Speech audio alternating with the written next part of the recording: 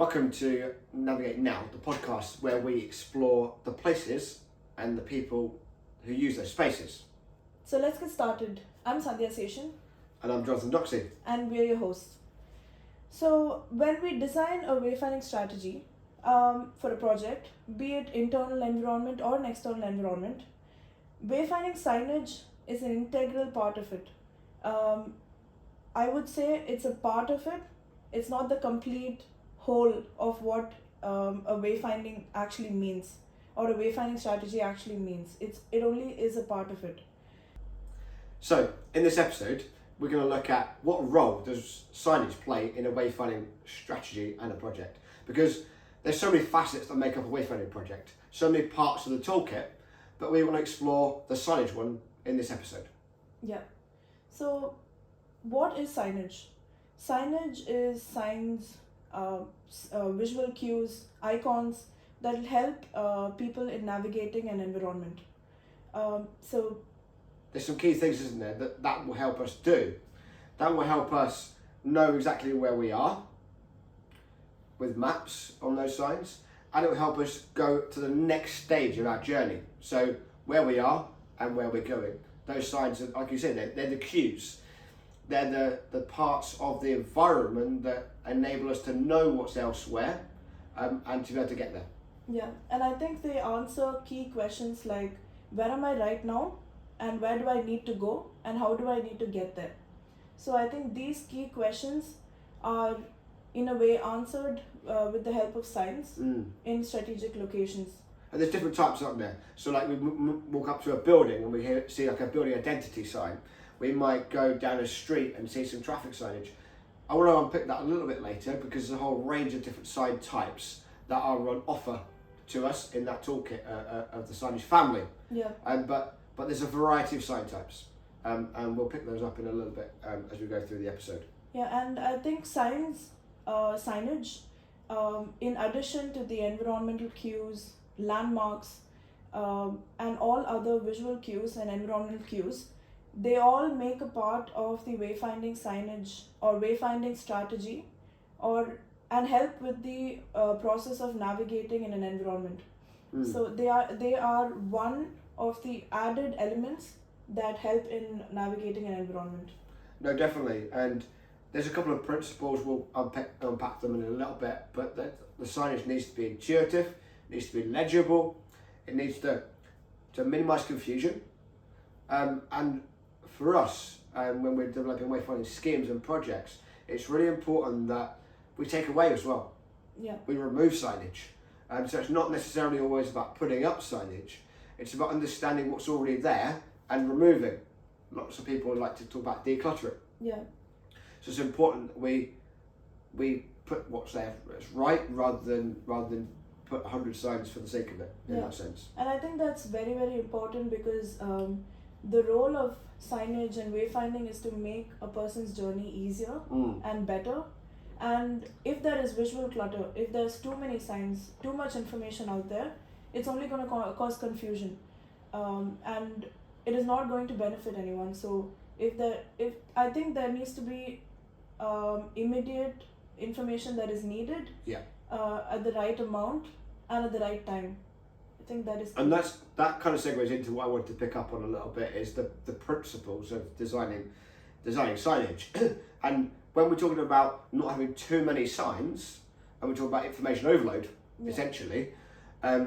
We want to make sure that the information on the signs takes that same principle, right? Yeah. To make sure it's clear, effective, uncluttered, like saying, giving me the right information at the right time, not overloading me with a myriad of, we've all been into say kind of an open reception area of a large building, office block, hospital, and we see a whole list of signage and a list of destinations on the signage. And it's really important that we make sure that we've got that clear information provided. Yeah, and I think this clutter mostly happens when signs are not flexible. Yes. And when we can't make changes onto existing signs, and that makes life easier.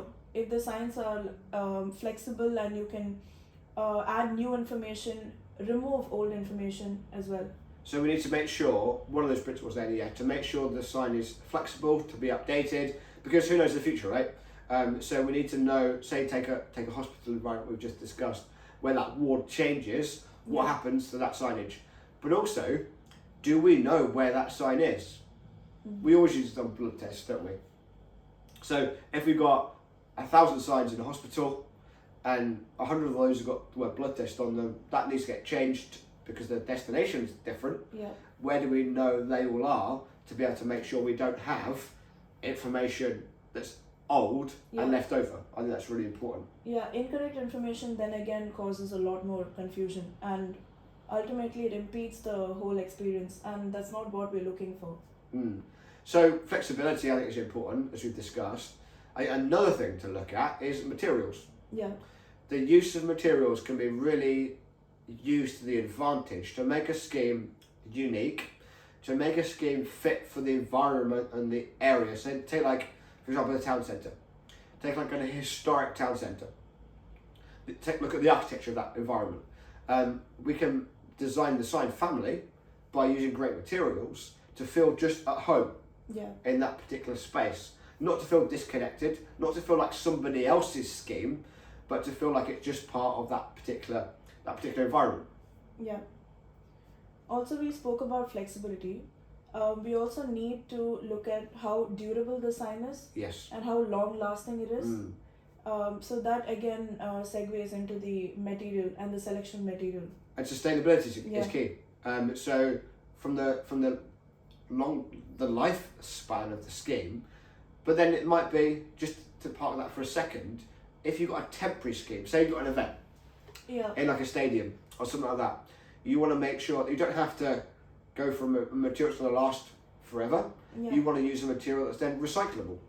I mean, you generally want to use materials that are recyclable anyway, but you want to use materials that can be then used on other projects, can be easily reused, upcycled, etc., in a very sustainable way. So it's important that our material selection is relevant to the environment to tell the story. Like if you're working in an area that was known for steel manufacturing, for argument's sake, you might want to use that material to bring that story into the environment and to continue that conversation. But temporary wayfinding should also have an element of clear material choice, depending on cost, budget, time scale, and those myriad of situations. It's really important to look at materials. Yeah. Also, I think we spoke about durability and signage. I think the maintenance of signage that's already existing is also very, very key. Yeah. And that also then again segues into avoiding visual clutter, updating signs to not have incorrect information, etc. So not just erecting signs, but also taking care of them and then making sure that they provide the accurate information at the accurate time, and they have, as I said, not incorrect information, and they are legible because they are well taken care of. Yeah, because we've all seen a scheme, haven't we, in that sense, where the map is missing or that shop is now no longer there. Yeah. So when we see information that is now not accurate, what do we start to do?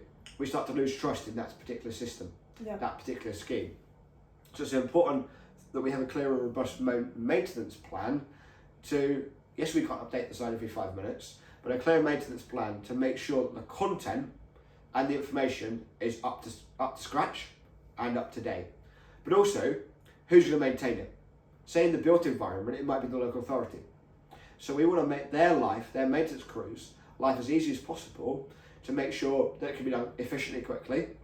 But also, we're not, just from a kind of a really detailed point of view, we're not using a screw nut that you want to have a special wrench to be able to open it up. Yeah. We want to be able to make sure that the component parts of the signs that we design, manufacture, install are easy to maintain, easy to replace parts, etc., etc. And that's just better for this whole scheme as one. Also, I think when we're looking at the installation of signs, what goes on in the environment is also very, very important, like where the sign is being placed.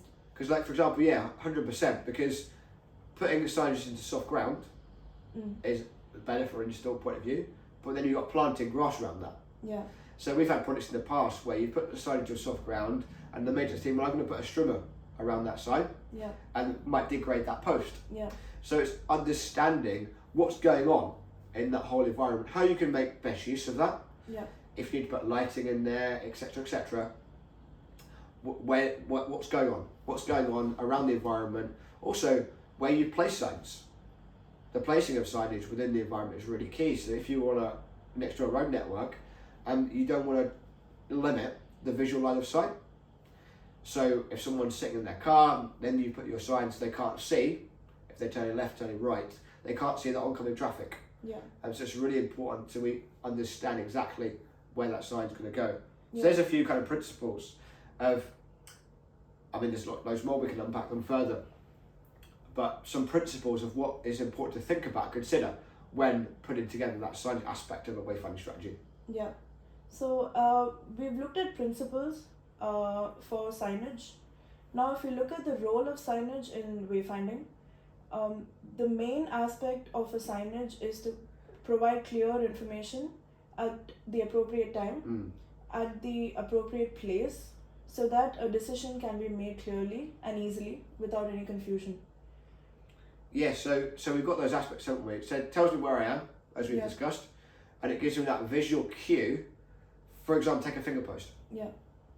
It is a column, typically cylindrical or cuboid, as it were, and we've got fingers coming off it, which give Yeah. us a sense of direction.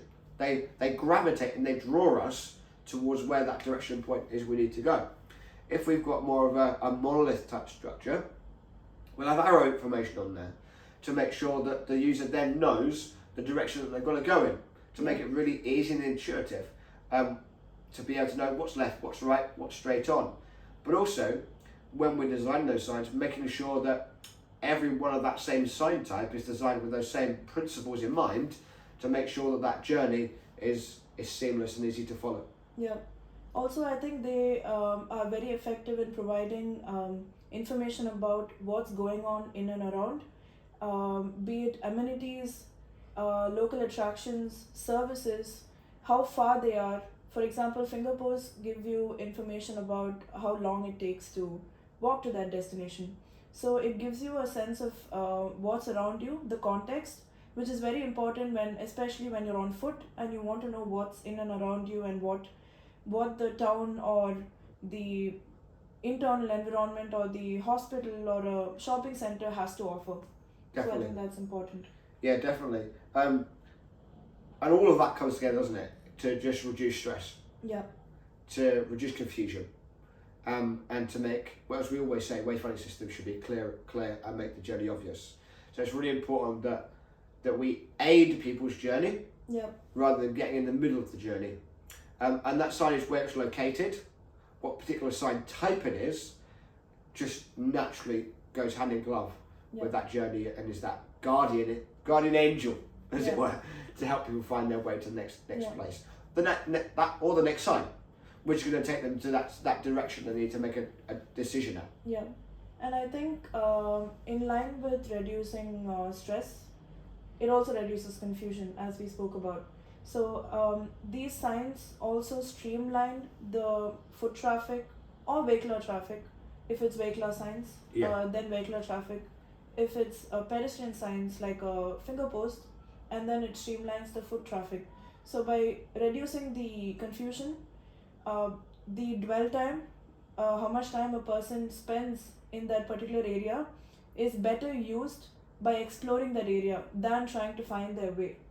So I think the overall experience is also much better. It's focus, isn't it? Yeah. Yeah.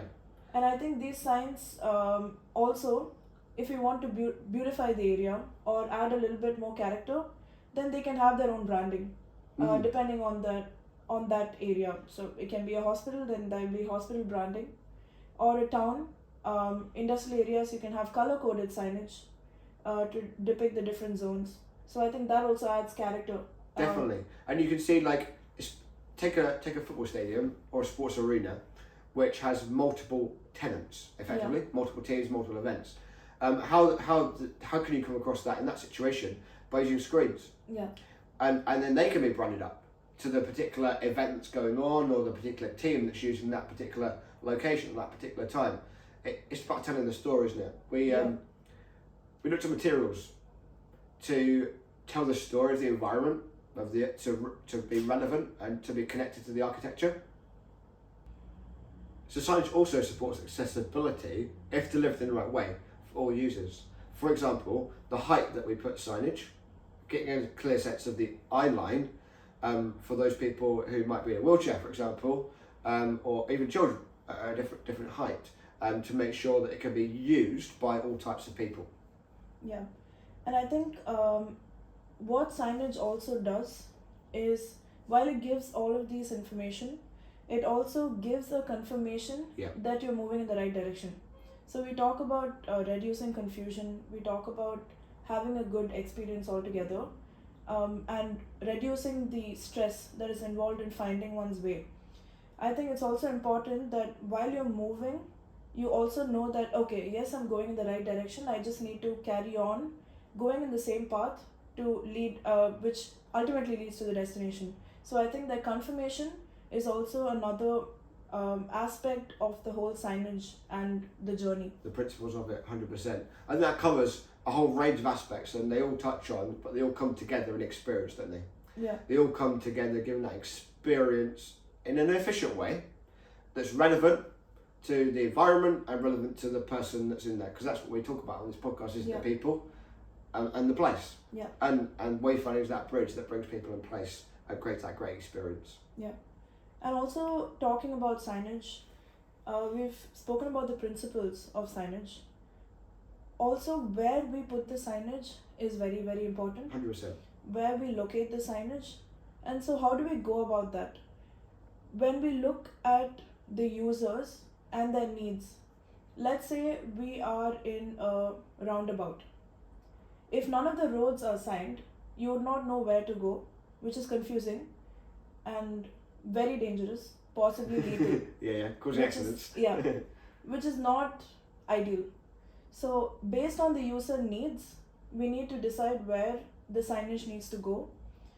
Based on footfall, or if there's a lot of crowd, like in a public square, you would imagine every exit or every entry point has signage directing you to the nearby cafe or toilets or other services.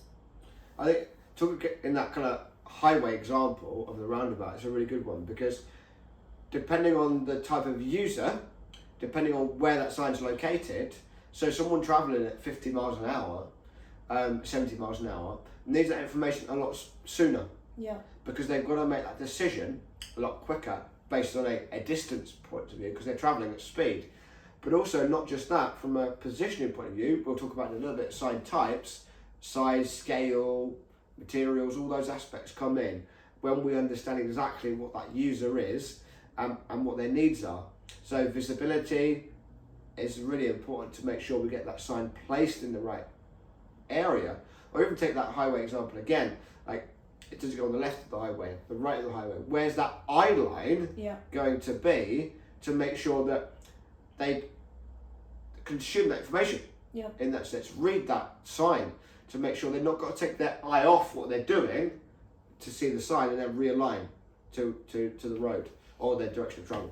Yeah, and how we've spoken about signage not being a distraction, signage not being a form of clutter.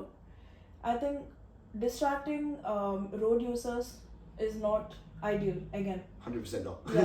And so providing information just at the right time, if they need to make a quick lane change, they do it at a distance that is safe and permissible, is what we need to look at. So I think based on different scenarios, where we provide this information and where the signage is located also changes.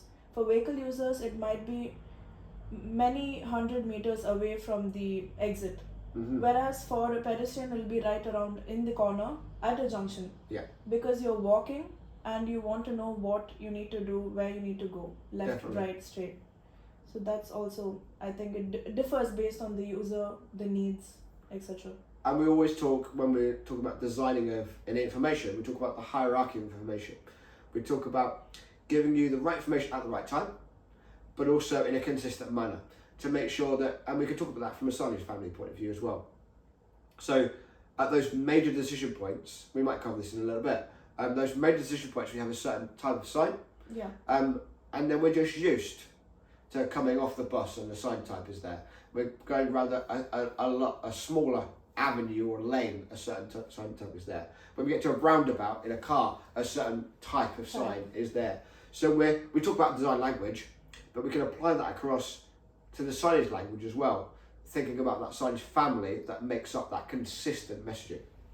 I think also signage family would also have into consideration the different users. There is a particular sign type for all the pedestrians, and then there'll be sign types for vehicle users.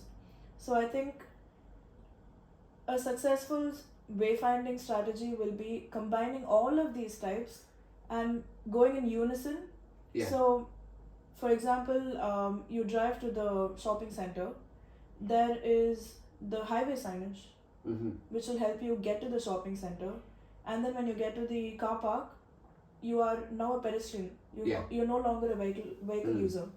And so then you need pedestrian signage with maps and all of that to get to the entrance of the facility or the shopping center. So with those foundations, there's a couple of things I want to kind of unpick, and I think we can kind of learn from as we go through how signage and the impact and that role that it has within wayfinding. There should be a connected design language between all of the sign types. We're going to unpick, and we've kind of intimated already in this episode about some of those sign types and what they are. But when we look at them, they should have a connected design style. Yeah. That could be done through material, that could be done through colour, that could be done through a whole range of aspects. But we should, yes, they're different sign types, different sizes, they're got different information in them, but they should all look as part of a family. Yeah. They should have that consistent message that goes through all of those different elements. Yeah, and I think while we're talking about consistency in the style and design language, also consistency in the naming and the text that's on all of these signs is also very key. If one sign is signed to XYZ museum and the other one is just signed to the museum, and there are 3-4 museums in the vicinity, you wouldn't know which museum you're getting signed to. And so there should be a consistency in what kind of information is provided so that there's no confusion again. If it's a parking, either it's car park, the name of the car park in a car park, or street car park, etc. The name should be consistent throughout in all of the signs, so you know that you are. So when we've talked about the hierarchy of signs and giving confirmation in your journey. So if you want to get confirmed to in your journey to a car park, for example, you need to know you are going towards the same car park, and there's no confusion in that regard as well. Definitely, and there's going to be some other data that we can have that pervades that sign family as well that will be helpful. So like walking distances. Yeah. So that will find itself on a finger post by a number, either the XYZ car park, and it's 5 minutes. We would generally recommend to have that minutes rather than meters or yards. Yeah. Because we don't know how long it's going to take us to walk 100 meters, but we have an idea of how long it might take us in minutes, if we're given that guide point. But how does that find itself? So that's on the finger posts. How does that find itself onto the pedestrian monoliths, which we'll unpick in a couple of seconds? Because we'll have a sense of scale. We'll have a "You Are Here" marker on the map, and we discussed mapping in other episodes. A "You Are Here" marker on the map and a walking marker in a circle around that map, just to give me a sense of scale of, well, I'm here, I need to get there, I've got 10 minutes, it's going to be 20 minutes, I better peg it, I better run. So there's those consistent elements that we can have on those signs. Yeah, and we've spoken about different user groups needing different kinds of signage, and there being different types of signage. So vehicular signage is different from pedestrian signage, the kind of information. So as we spoke about the minutes, it requires to go from point A to point B. That is almost irrelevant in a vehicular signage because we can go at a different speed as compared to while we're walking. It could be stuck in traffic, all those kind of things. And when we're walking, we want to know, can I get to the cafe where someone is waiting, or I have a meeting, can I get there in 10 minutes? And that's what we need to know when we look at the sign, and that's why we have the minutes in it. Mm-hmm.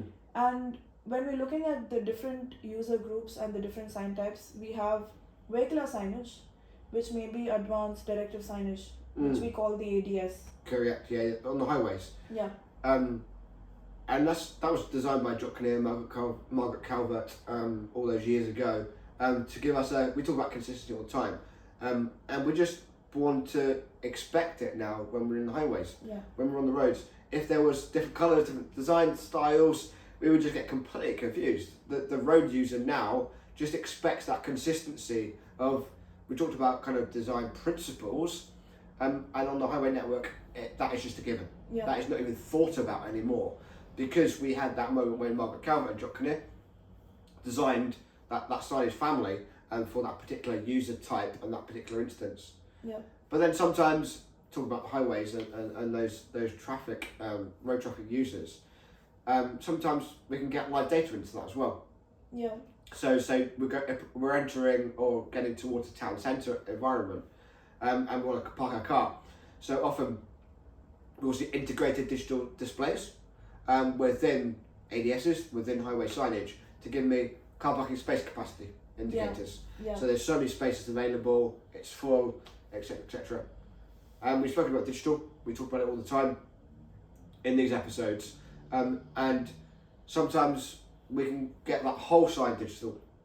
So that gives us the opportunity, specifically if there's a town that's got a lot of events going on, say beside a stadium, etc., etc., find an exhibition centre, they can update and change that information on an ongoing basis. Yeah. And I think while we're looking at the hierarchy of information, so if we're looking at the highways and one exiting the highway, and when we are entering a town center, for example, we would have seen welcome to a certain town on a signage. So that basically constitutes to a welcome monolith or a totem. Kind of, it also gives you the sense of welcome into a new space. Yeah. It's that we talked about reassurance, weren't we? Yeah. It's like you're here. Yeah. And that confirmation is key, because then you know that you've almost reached your destination. And that is another signage that plays a key role and comes down in the hierarchy of signs when you exit a highway, for example. And that works in the town centre environment, it works in all environments, you could argue, in one sense. So take a retail park, take an industrial estate. All of those areas will have large welcome monoliths, totems, and the names are interchangeable in that sense. But at that gateway, at that perimeter, we need a sign type that says, you've arrived. Yeah. You're here. You're safe. and now we're going to give you the other information as you go forward. Yeah. And I think once we've arrived at our destination, let's say using a mode of transport that is not pedestrian, and then you quickly change into a pedestrian because you're walking around the space and you're exploring the environment. Now the sign type totally varies into the pedestrian side of things. And then so here again a hierarchy is followed, where a node where there's a lot of activity and a lot of footfall, like a public square, deems a more important signage type where there's a lot of information there. There might be a map, there might be town information, or in a hospital, let's say, you need information about where all the departments are, where all the buildings are, a site map to see visually where all these buildings and departments are, so you know where to go. So I think that sign type is basically the information point. Definitely. Which gives you a range of information, and this is ideal in a situation where there is a lot of footfall. Definitely. It's giving you a richer vein of content, isn't it? And then beside that information point, we would probably then talk about the pedestrian monolith. So pedestrian monolith is that sign which gives you map information and directional cues.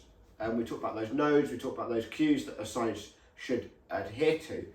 So that pedestrian monolith is specifically with map information. That map will probably have two maps on there. One that is a close-up scale and one that gives me that wider context. So for my immediate vicinity, that map should have a richer depth of information, but for that wider scale, that map should tell me the context and what's further afield. But then when I get towards that and see another pedestrian monolith, then that sign in that, say, 5-minute, 10-minute detailed view will give me that rich level of information. Yeah. But it's not as regular, or Yeah. it's more regular than the information point, because we need that information more often. Yep. And I think we have the information point, we have the pedestrian monolith, but then when you're moving from point A to B and you have a lot of left and right turns, you need that confirmation throughout the journey. And that's where I think finger posts come into play. Definitely. And we've seen that all around our town centers and squares, where we have different fingers pointing us to different amenities or services and different attractions. So these finger posts are very key aspect, and they help you in giving a confirmation in your journey. And also sometimes you might need to, depending on the environment, say take an area where there's a restricted footway, you might need to use a particular sign type. Yeah. Depending on that environment that's there. Often we've used, say, a pedestrian monolith, but we've slimmed that down because we want to keep accessibility, right, for the footway for people in wheelchairs and parents pushing prams and that kind of thing. So we can adjust a sign type or the use of that sign for that particular physical environment restrictions that might come in the real world. Yeah. And apart from this, we can also have interactive signage. Definitely. So digital is the way to go, is what it seems like. Yes. And so incorporating digital signage in the environment also helps give real-time information, makes it more accurate, accessible, can have audible signage as well. So and that can be kind of incorporated into the advertising world. Yeah. It can be incorporated into bus shelters. Yeah. It can be from other street furniture to make, we talk about integration all the time, about making that wayfinding journey fully integrated with other aspects of that makeup of that space and that environment. I think that's really key. Yeah. And then coming into, so we've looked at pedestrian, we've looked at vehicle users on the highway. We also have a very common sign type that we've come across a lot in our neighborhood, which is the street nameplate. Or you might call it a road name.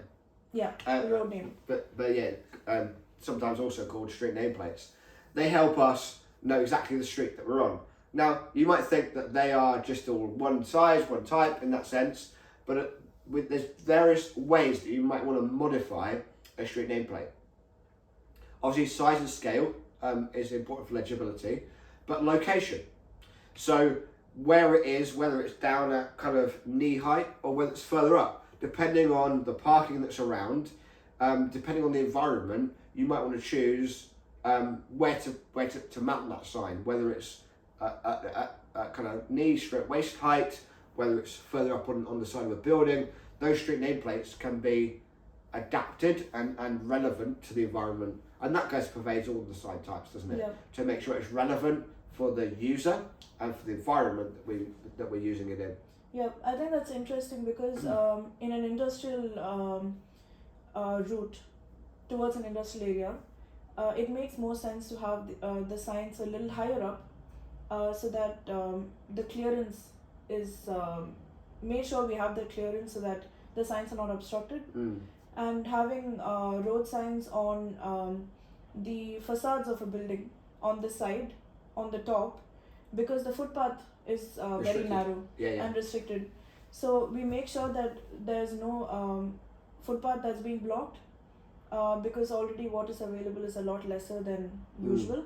So then I think that also makes sense, that we have different kinds of sign types and different adaptability based on the site conditions or the location.